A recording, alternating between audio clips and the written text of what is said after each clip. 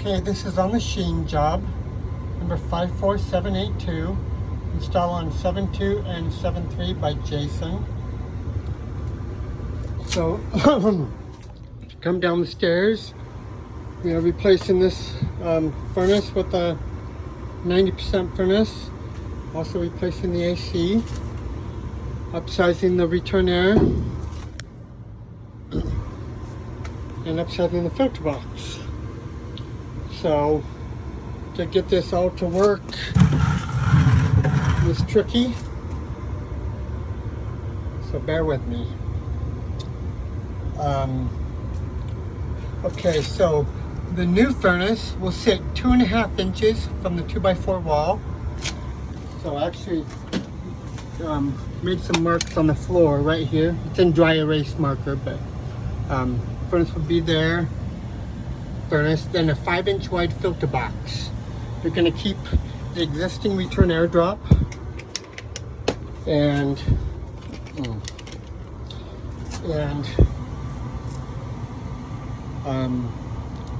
if you need to, you can take this front off with the screws, reach inside and screw in the filter box to the duct, and then re-put this on and duct butter it and seal it good.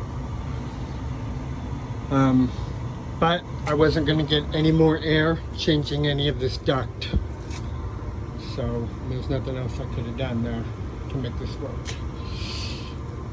Okay, so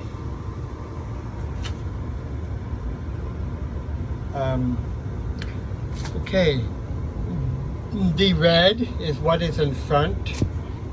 It's actually this 12-inch round. You're going to remove this, and you're going to remove this U-shaped duct. That's going to be, furnace is going to be back here behind it. Gas line's in the way too, FYI. Anyway, so so you have the furnace. Furnace will sit on a base. Furnace coil, and you have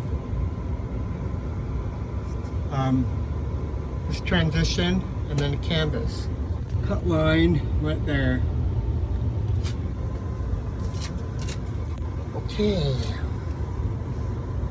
so on this return air, you're going to remove this U-shaped duct, and you're going to replace it with a 1x30 U-shaped duct. I made one at 60-inch long, one at 14-inch long, and I made it short enough just to go right to the top of this, that you're not going to hit this T, because on the gas you're going to remove this drop but reuse it. You're going to put a close, a 90 with a 6 or 8-inch pipe, I don't remember, and then a 90, so just angle it to where you need it to, and it'll probably be coming down right in front of the furnace, right beside it. I did that so you'd have room to tighten stuff.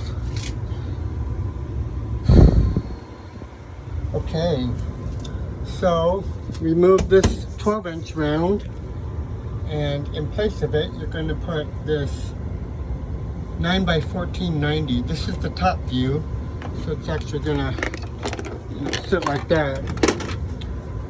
So 1 inch out on that, and then I give you a piece of duct and then a canvas with 1 inch out on the canvas. So tap that canvas into your U-shaped piece of duct, and that will be a lot less intrusive than trying to get a 14-inch in there somewhere, because 9x14 is the same as a 14-inch round.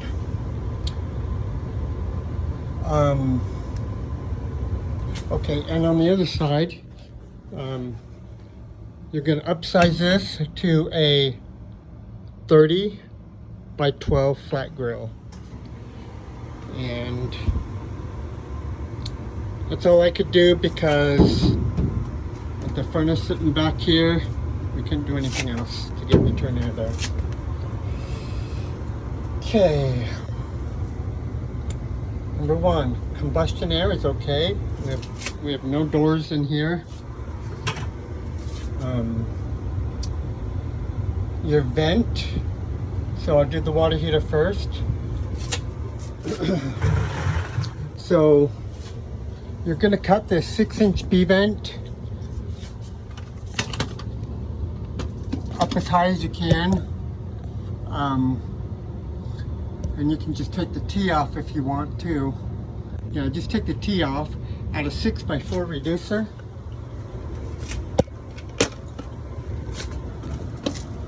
Okay, let's see. 6x4 reducer, and then reuse the furnace B-vent fluing so you can come down and have clearance. And I'm going to give you 5 feet of 4-inch aluminum and 2 4-inch aluminum 90s, but oh yeah, that one's broken right there. But just make sure you keep your clearance with the B-vent, and you know, if they ever put a door on here, keep in mind that you need B-vent. So try to get B-vent as close as you can to the water heater.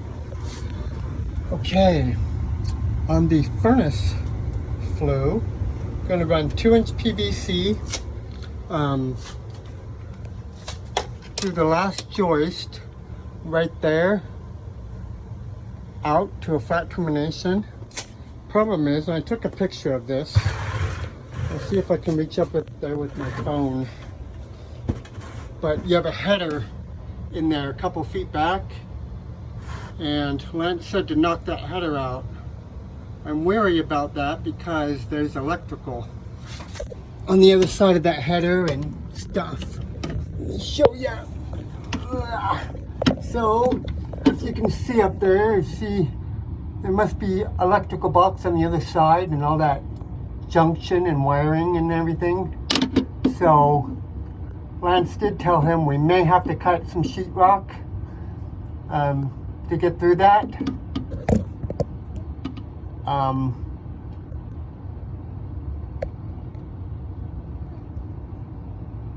And that's all I can say is be careful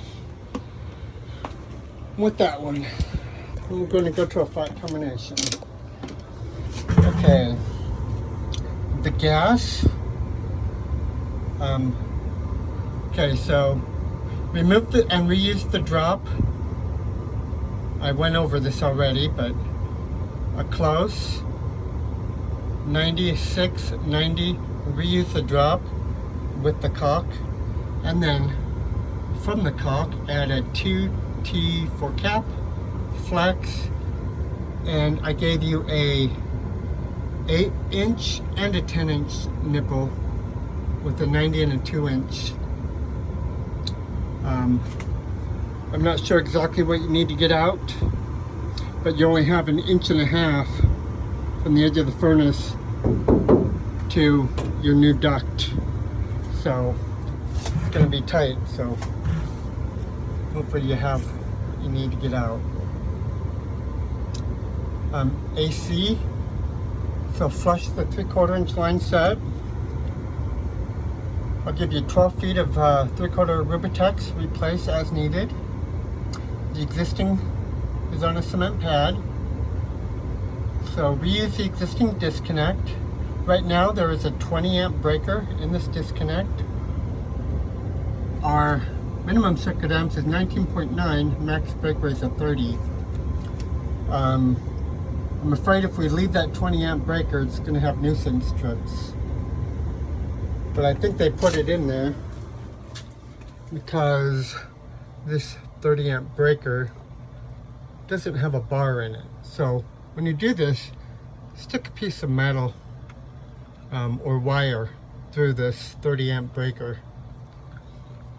But I'm going to have you replace the 20 amp outside with a 30 amp. That way that'll trip outside if this doesn't trip correctly as well.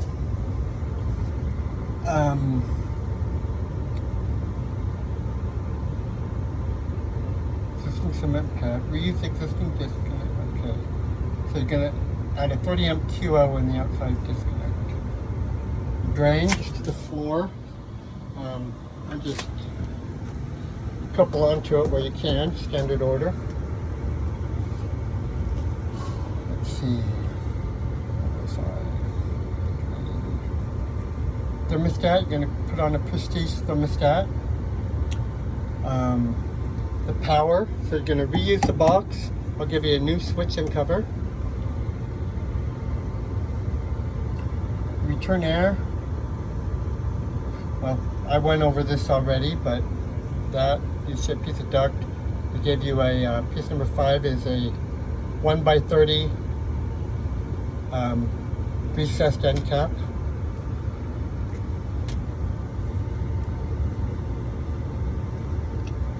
And let's just run out and glance at the AC real quick so you know what you're up against.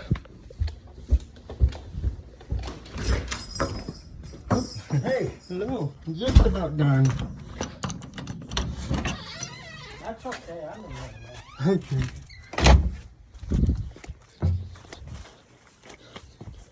Alright, so this is your AC, existing pad. Gonna have to move the AC over just a little bit so you don't block the disconnect. Replace this Rubitex as needed.